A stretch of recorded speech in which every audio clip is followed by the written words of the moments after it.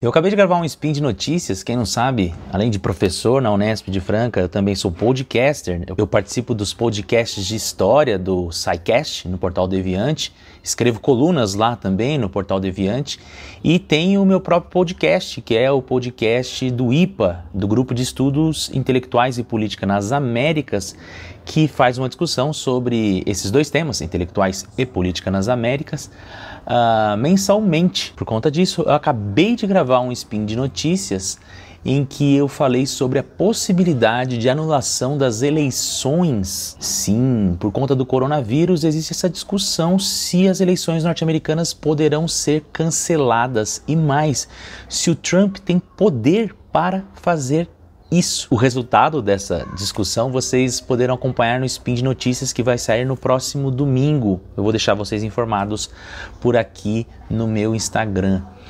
Mas já vou dar um spoiler. Não, o Trump não pode fazer isso. De qualquer maneira, uma das discussões é se haverá tempo hábil para a realização das eleições, uma vez que elas têm que acontecer até a primeira terça-feira de novembro, após a primeira segunda-feira de novembro.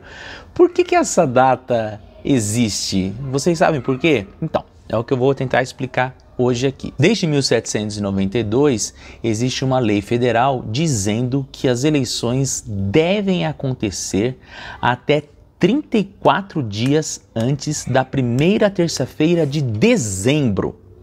Essa lei existia porque tentava se aproveitar o mês de novembro, que era um mês relativamente ainda com temperaturas amenas antes da chegada do inverno, e que o fazendeiro já estaria livre para participar, uma vez que ele não estaria nem fazendo o processo do plantio e a colheita já teria acabado no final de outubro.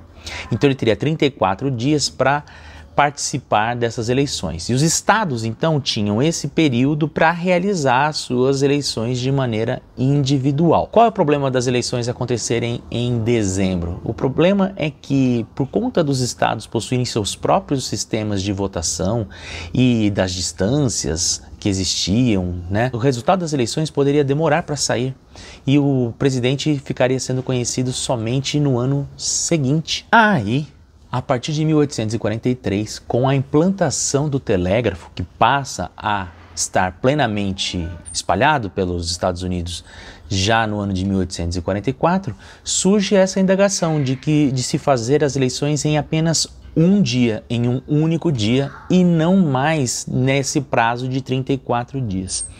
É então que em 1845 o Congresso aprova a lei federal do dia da eleição e fica estabelecido o dia da eleição como sendo a primeira terça-feira depois da primeira segunda-feira de novembro. E por que a primeira terça-feira? A ideia é mais ou menos a mesma de antes. Tentar aproveitar o período pós-colheita e antes do início do inverno. Mas percebam então que a questão do fazendeiro ainda é bastante importante. Então decidiu-se que para que o fazendeiro participe, como o deslocamento até as cidades locais de votação eram complicados de serem feitos e o domingo era um dia de descanso, não poderia ser na segunda-feira, porque não teria tempo hábil para essas pessoas chegarem na votação. Então decidiu-se que seria na terça-feira, mas na primeira terça-feira, depois da primeira segunda-feira de novembro, evitando então as nevascas e respeitando o tempo da colheita. Com a adesão disso, já no início do século XX, vai surgir a 20ª emenda da Constituição dos Estados Unidos, que vai estabelecer que a posse do presidente e a posse dos representantes do Congresso mudariam de data. Antes, elas aconteciam sempre no terceiro dia de março do ano seguinte às eleições. Agora, delimitou-se que elas acontecerão, a do presidente no dia 20 de janeiro e a dos senadores e congressistas no dia 3 de janeiro. É claro que com o advento de novas tecnologias e novas estruturas no campo do trabalho, a questão da data ser uma terça-feira coloca interrogações e divergências entre os deputados e entre os políticos norte-americanos.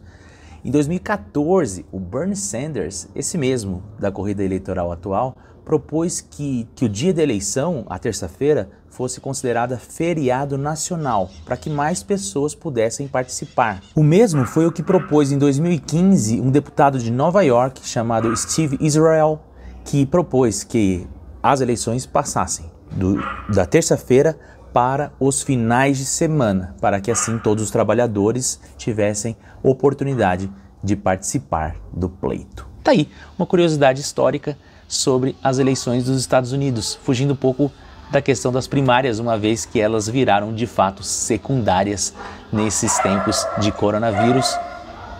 Todo mundo em confinamento. É isso.